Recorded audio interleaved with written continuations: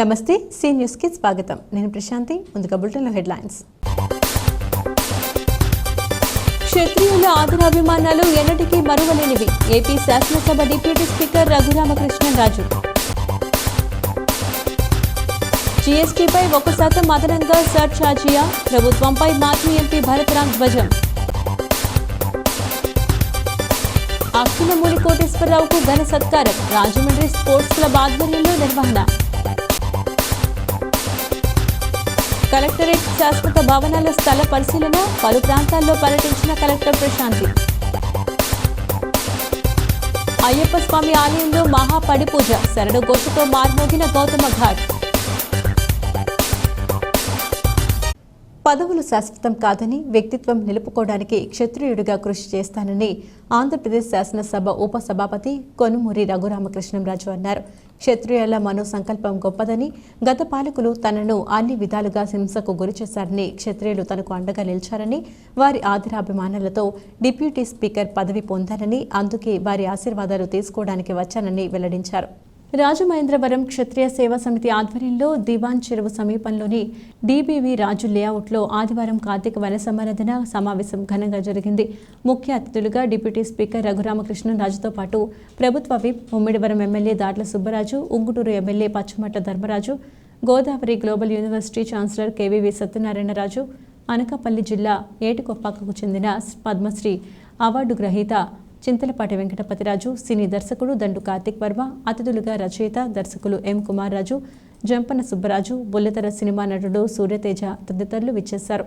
రఘురామకృష్ణరాజు సహా ఇతర అతిథులందరికీ క్షత్రియ సేవా సమితి తరపున మాధవ వర్మ, క్షత్రియ కార్పొరేషన్ డైరెక్టర్ మంతెన సత్యనారాయణరాజు, మంతెన కేశవరాజు, కోసూరి సుబ్బరాజు, రామకృష్ణరాజు తదితరులు దుస్సాలువ జ్ఞాపికలతో ఘనంగా సత్కరించారు. ఈ సందర్భంగా రఘురామకృష్ణరాజు మాట్లాడుతూ అసలు తనకు ఏ పదవి వస్తుందని ఆశించలేదని, 4 రోజుల క్రితం అనూహ్యంగా తన పేరు డిప్యూటీ స్పీకర్ పదవికి ప్రకటించడం, ఆ తర్వాత రోజే అసెంబ్లీలో ప్రమాణ స్వీకారం చేయడం జరిగిందన్నారు. తనతో పాటు ఎమ్మెల్యే దాట్ల సుబ్బరాజుకి ప్రభుత్వ విప్ పదవి దక్కిందన్నారు. తనకు కష్టకాలంలో తూర్పు గోదావరి జిల్లా క్షత్రియులు అండగా నిలిచారని, తన పోరాటానికి మద్దతుగా నిలబడ్డారని కొనియాడారు. మంతెన కేశవరాజు, బైరాజు ప్రసాదరాజు, ఎస్వీఎస్ అప్పలరాజు, చిట్టిరాజు, బీఆర్కే రాజు, చక్రపాణిరాజు, చంటి, మోహన్ రాజు, భాన్వర్ సింగ్, ఇంద్రజిత్ సింగ్, ఆనంద్, రమ, కోసూరి చండిప్రియ, ముదునుకూరి కుమార్రాజు, కోసూరి సుబ్బరాజు, వాసు, సురేష్, ఉప్పలపాటి భగవాన్ రాజు, వెంకట్రాజు, కనుమూరి కిరణ్ కుమార్, కుమార్ రాజు, సుబ్బరాజు తదితరులు మాట్లాడారు. యాంకరింగ్ టీం పాకలపాటి శివాని వర్మ, విశాలి వర్మ, ఆదితి వర్మ చిన్నారులు, మహిళలతో ఆటలు, పాటలు, ఇతర సాంస్కృతిక కార్యక్రమాలు నిర్వహించి అతిథుల చేతుల మీదుగా బహుమతి ప్రదానం చేయించారు.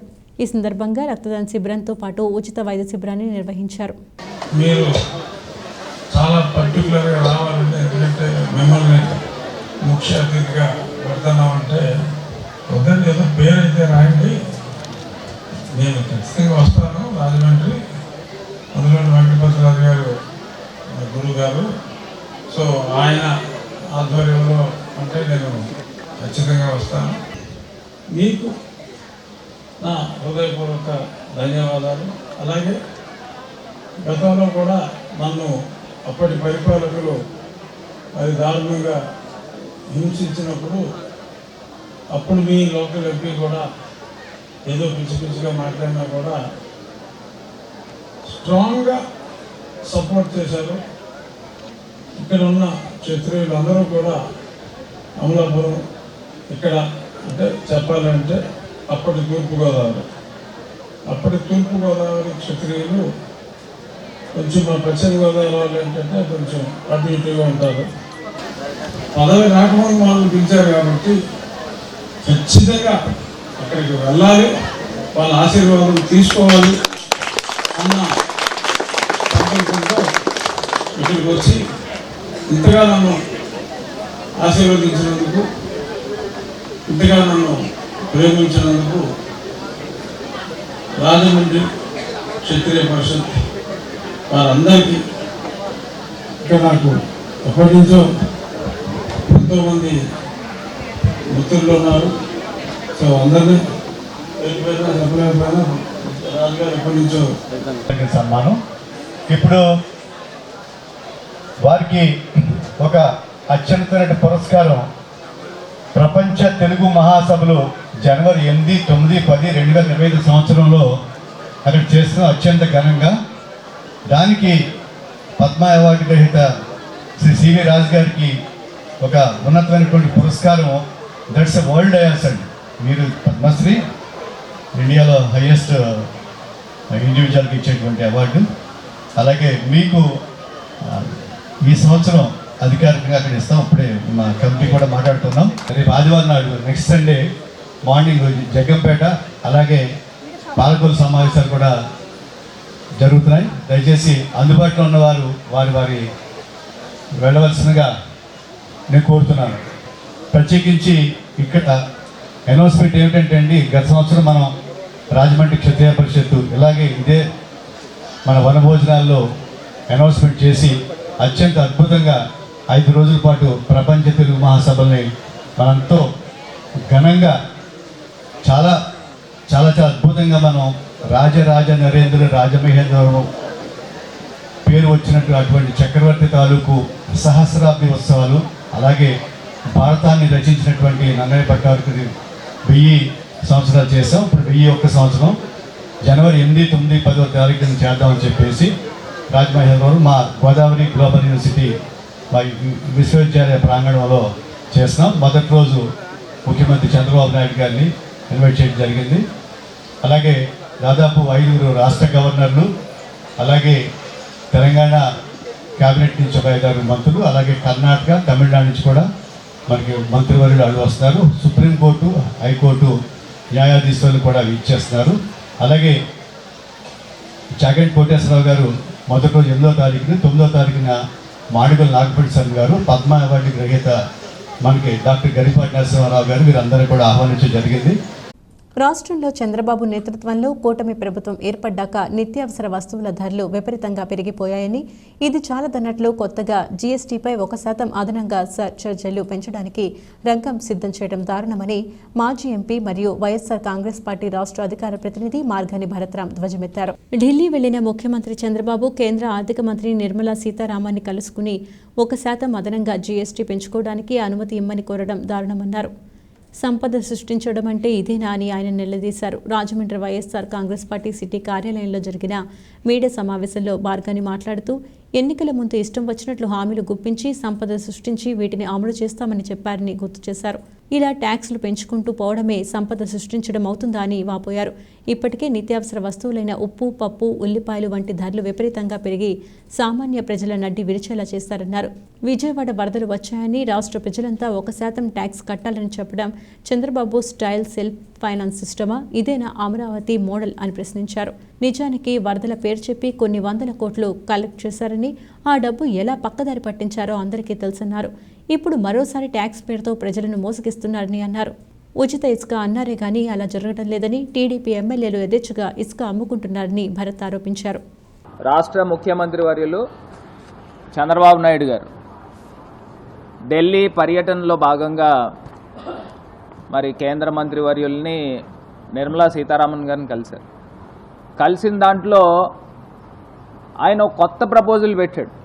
అంటే దేశంలో ఏ రాష్ట్ర ముఖ్యమంత్రికి కూడా రాని ఐడియా.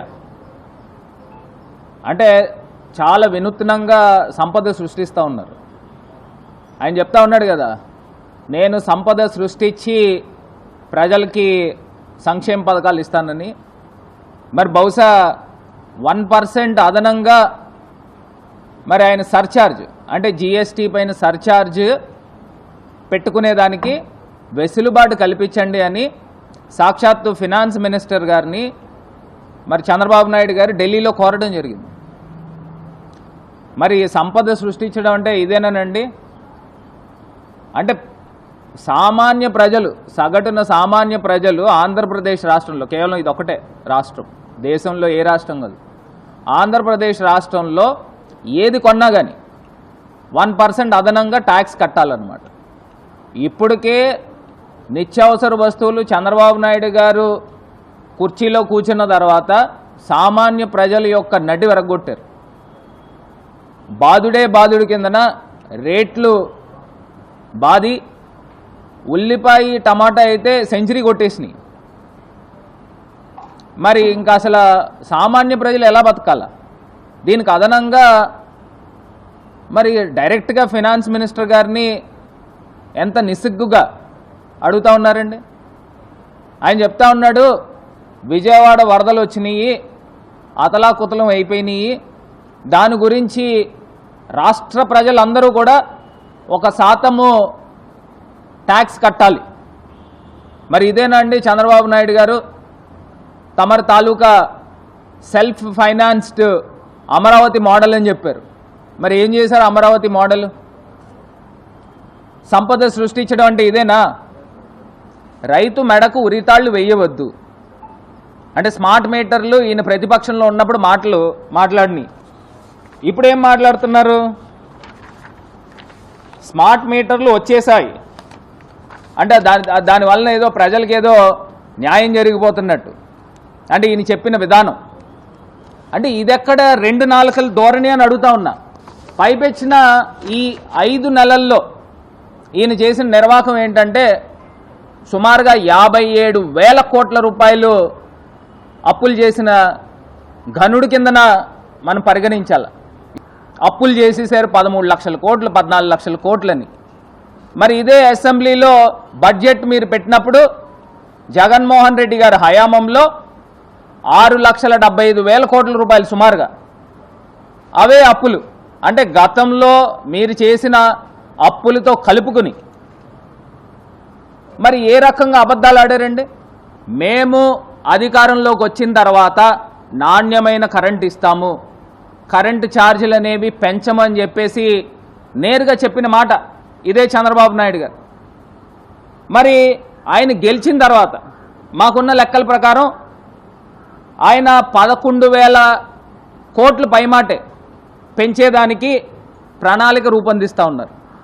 ఈ స్మార్ట్ మీటర్ల పేరు చెప్పి అదేవిధంగా సామాన్య ప్రజలకి ఏ రకంగా ప్రతి యూనిట్కి గరిష్టంగా రూపాయి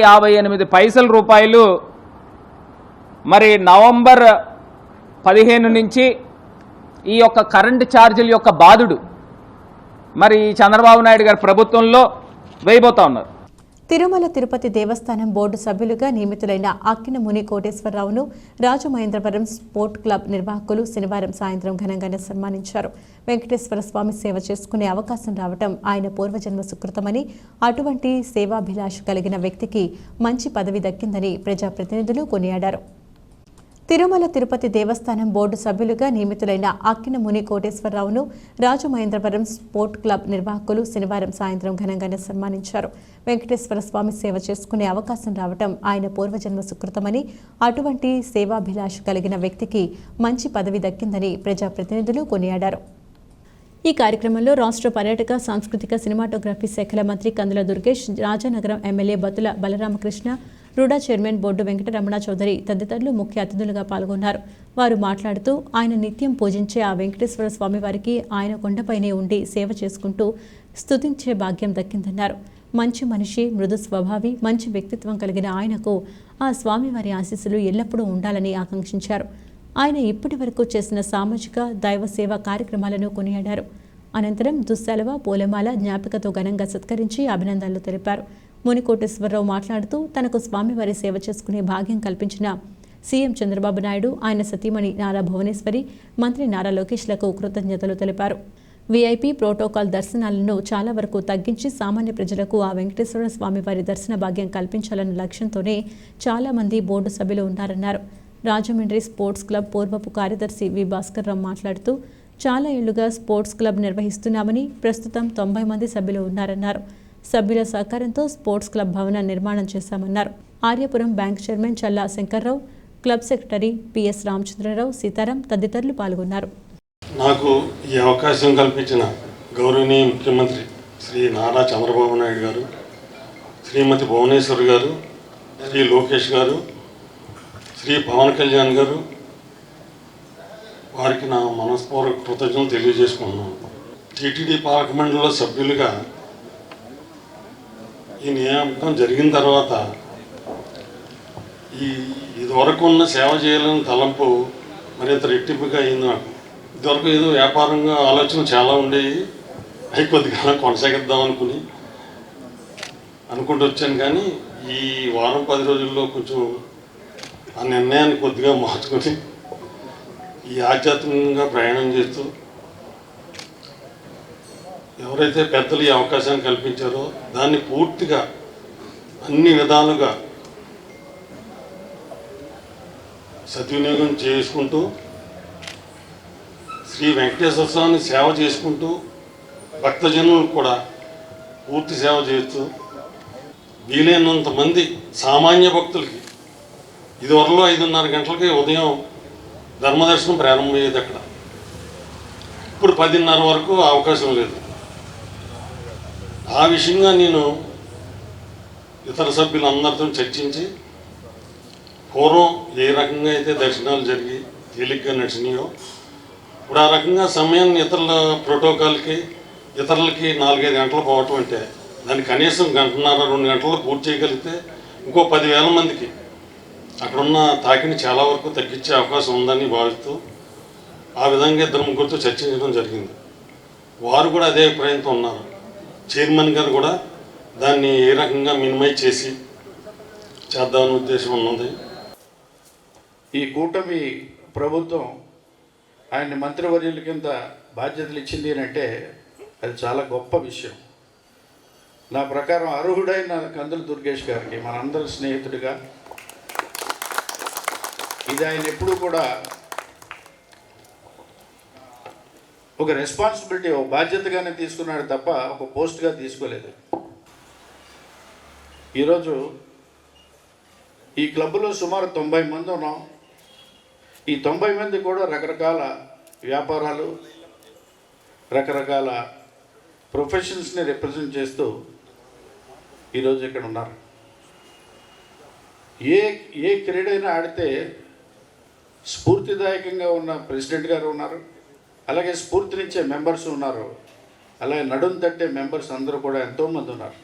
ఒక కార్యక్రమం ఒక తలంపు కనుక పెడితే అందరూ కూడా నిష్ణాతులు అందరూ కూడా సపోర్ట్ చేసేలా ఉంది. ఈ క్లబ్బు అంత ప్రసిద్ధిగాంచిన క్లబ్. రాజమండ్రి స్పోర్ట్స్ క్లబ్లో మెంబర్షిప్ కావాలంటే కదా ఇస్తాము అంటే క్యూల్లో కట్టేవాళ్ళు చాలామంది ఉన్నారు. మేము కూడా బాధ్యతగా రానున్న రోజుల్లో దీన్ని మంచి సోషల్ క్లబ్ కింద ఎలా మార్చాలి అన్నది కూడా ఒక ప్రణాళికాబద్ధంగా ఆలోచిస్తూ మేము ఈ క్లబ్ కట్టుకున్న రోజుల్లో ఇక్కడ పొగాకు నారుమళ్ళు తప్ప ఏమీ ఉండేవి కావు. బట్ ఈరోజు ఇంత చుట్టూరు హ్యాబిటేషన్ వచ్చింది కాబట్టి నేను కూడా చాలా మీటింగ్స్లో చెప్పాను, మనకి సోషల్ రెస్పాన్సిబిలిటీ కూడా ఉంది, దీన్ని ఏమైనా మార్చుకొని మనం వేరే చోటుకి వెళ్తే బాగుంటుంది అని చెప్పి దానిలో భాగంగా చాలా ప్లాన్స్ కూడా జరుగుతున్నాయి. మంత్రివర్యుల వారికి అలాగే పెద్దలందరికీ కూడా చెప్తున్నారు. ఈరోజు మనలో ఒకరైన అక్కిన మునికోటేశ్వరరావు వారికి గవర్నమెంట్ తరఫున ఆహ్వానించి టీటీడీ ట్రస్ట్ బోర్డు మెంబర్ కింద ఇవ్వడం అనేది మన అందరికీ కూడా చాలా ఆనందదాయకమైన విషయం. ఆయన ఏ వెంకటేశ్వరుని అయితే దేవదేవుడిని నమ్ముకున్నాడో ఆ దేవదేవుడు ఆశీస్సులతోటి, అలాగే చీఫ్ మినిస్టర్ ముఖ్యమంత్రి నారా చంద్రబాబు నాయుడు గారు వాళ్ళందరూ కూడా తలుచుకుని ఎవరిని పెడితే బాగుంటుందో అన్నది సమగ్రమైన ఆలోచన చేసి ఈరోజు మునికోటేశ్వరరావు గారిని ట్రస్ట్ బోర్డులోకి మెంబర్ కింద తీసుకోవడం జరిగింది. క్లబ్ తరఫున అలాగే ప్రతి మెంబర్ తరఫున కూడా మునికోటేశ్వరరావు గారికి శుభాకాంక్షలు తెలుపుతూ ఈ క్లబ్ కార్యక్రమాన్ని ముందుకు సాగించమని చెప్పి అధ్యక్షులు గారిని రిక్వెస్ట్ చేస్తూ, అంటే ఒక స్పోర్ట్స్ క్లబ్ సభ్యులుగా మిమ్మల్ని అందరినీ అభినందించాల్సిన అవసరం ఎంతైనా ఉంది.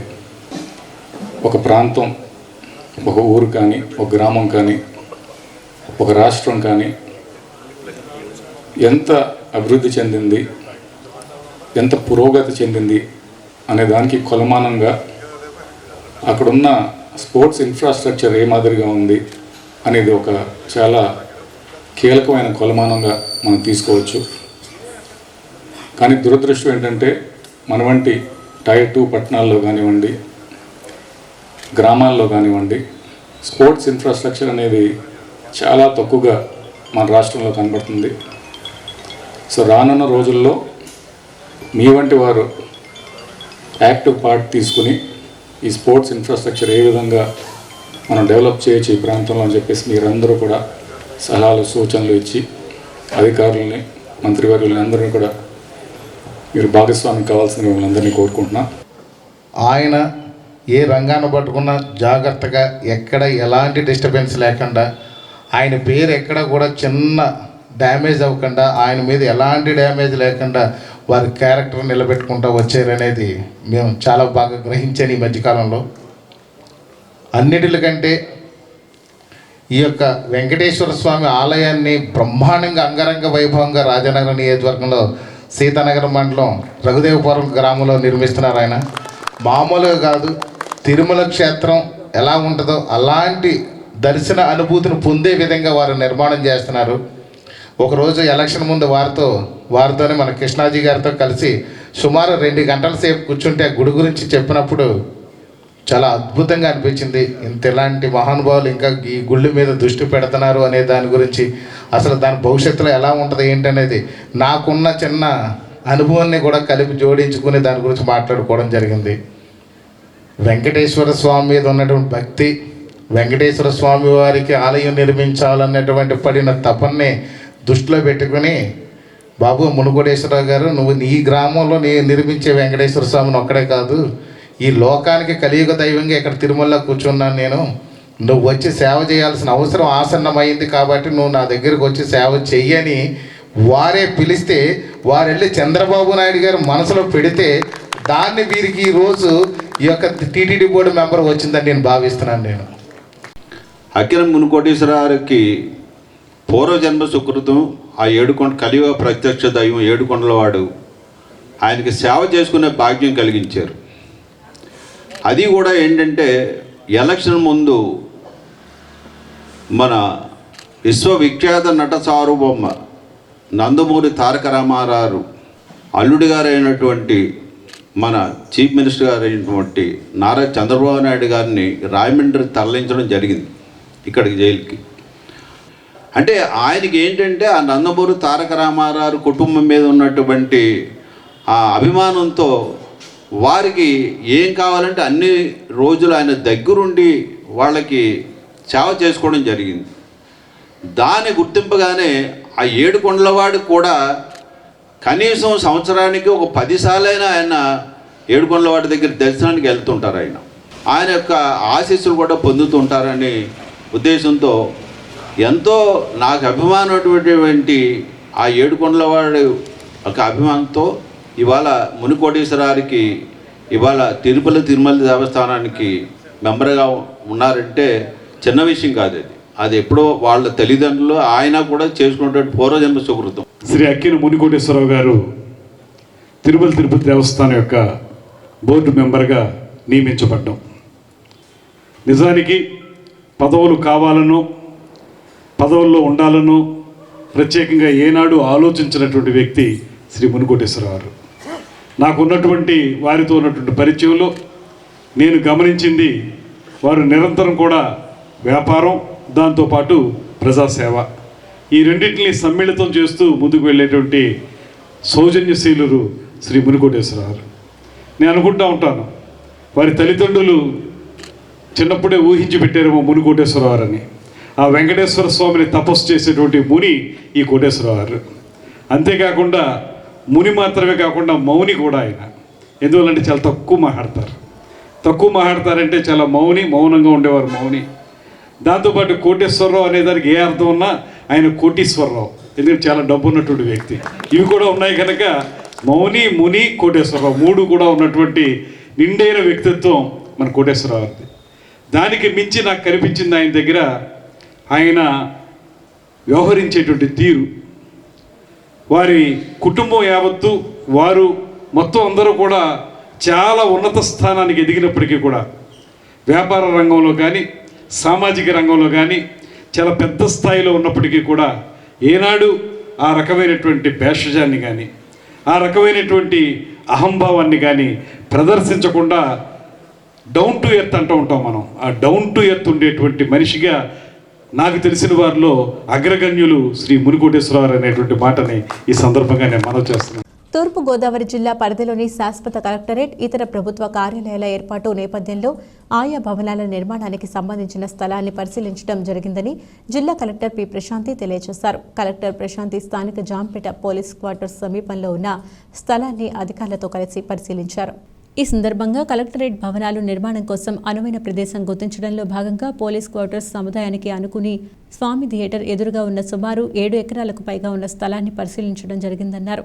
కలెక్టరేట్తో పాటుగా ఇప్పటికే వివిధ ప్రభుత్వ శాఖల కార్యాలయాలకు ఎన్ఐసి, వైటీసీ తదితర భవన సముదాయాలు ప్రభుత్వ కార్యాలయాలను ఏర్పాటు చేసినట్లు తెలిపారు. ప్రజలకు అందుబాటులో ఉండేలా నగరంలోనే కలెక్టరేట్తో పాటు ఇతర ప్రభుత్వ కార్యాలయాలను నిర్మించనున్నట్లు తెలిపారు.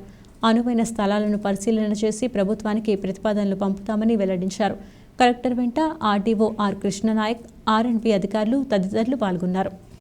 మాజీ మంత్రి జక్కంపూడి రామ్మోహన్ రావు వ్యవస్థానకులుగా నిర్మించిన శ్రీ ధర్మశాస్త్ర ఆధ్యాత్మిక కేంద్రం ఉత్తర శబరి శ్రీ అయ్యప్ప స్వామివారి ఆలయంలో పడిపూజ మహోత్సవం అంగరంగ వైభవంగా జరిగింది. స్వాములు పెద్ద ఎత్తున పాల్గొని అయ్యప్ప స్వామి పడిపూజ మహోత్సవంలో పాల్గొన్నారు. స్వామియే శరణమయ్యప్ప అంటూ భక్తులు చేసిన శరణఘోషతో పరిసర ప్రాంతాలు మారుమోగాయి. ఆనంద్ మిత్ర బృందం ఆధ్వర్యంలో బ్రహ్మశ్రీ నందకృష్ణ నంబూద్రి శాస్త్రోక్తంగా అయ్యప్ప స్వామి వారి పడిపూజను నిర్వహించారు. అనంతరం అయ్యప్ప స్వామికి మణికంఠ స్వామి అఖండ హారతి ఇచ్చారు. స్వామి శరణఘోష మార్మోగింది. స్వాములు భక్తి భావంతో ఆలయంలో ఆధ్యాత్మికత నెలకొంది. అయ్యప్ప స్వామి పడిపూజ, భజన కార్యక్రమాలు భక్తి శ్రద్ధలతో జరిగాయి. మాజీ మంత్రి జక్కంపూడి రామ్మోహన్ రావు సతీమణి జక్కంపూడి విజయలక్ష్మి భక్తి గీతాలు ఆలపించగా పిచ్చుక సత్యనారాయణ మిత్ర బృందంచే అయ్యప్ప స్వామి వారి గానార్చన జరిగింది. అనంతరం భక్తులకు అల్పాహార వితరణ చేశారు. షోలే గురుస్వామి, చలపతి గురుస్వామి, ఇసుకపల్లి సుబ్రహ్మణ్యం గురుస్వామి తదితర గురుస్వాములు, శ్రీ ధర్మశాస్త్ర ఆధ్యాత్మిక భక్త మిత్ర బృందం తదితరులు పాల్గొన్నారు.